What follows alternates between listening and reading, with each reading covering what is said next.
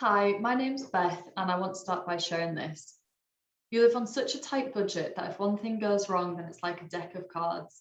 You think, oh no, everything's going to just come tumbling down. These words are from a participant I spoke with during my time as a community researcher with the Poverty Alliance, working on a report for Scottish Government called Get Heard Scotland. For 3 months, I worked directly with people who have lived experiences of poverty to understand what is and is not working and what needs to change in relation to the Scottish social security system.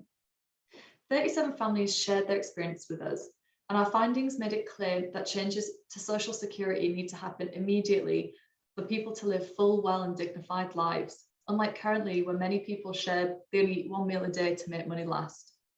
Our major findings saw a prevalence of digital and data exclusion, social security payments being both complex to apply for and not sufficient to live well on, as well as a widespread feeling of being unheard and not having viable pathways to political participation, especially with regard to talking to those in power.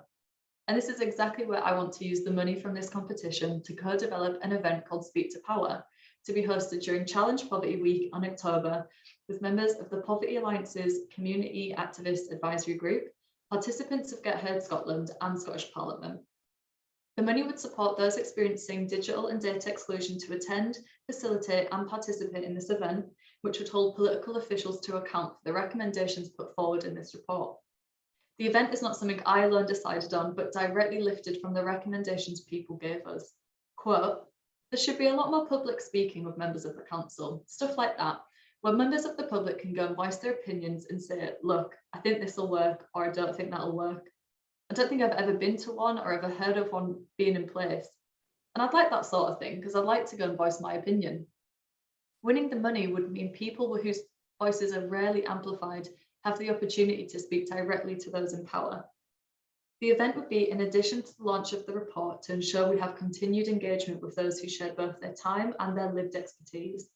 Secondly, if the larger amount were to be won, I'd like to co-author a paper on the capacity of interviewing as a therapeutic process, something the research team consider an especially important aspect of interviewing during a period of intensified challenge.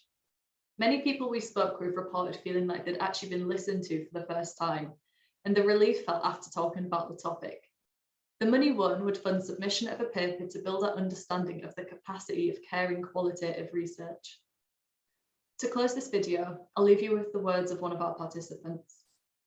I refuse to give up, point blank refuse, and I'll never give up. And I'll just keep plodding along until I drop, but I try to be optimistic. There are money worries, severe at times, and they get me down a bit, and I wish I could do some more about them. Thanks for listening.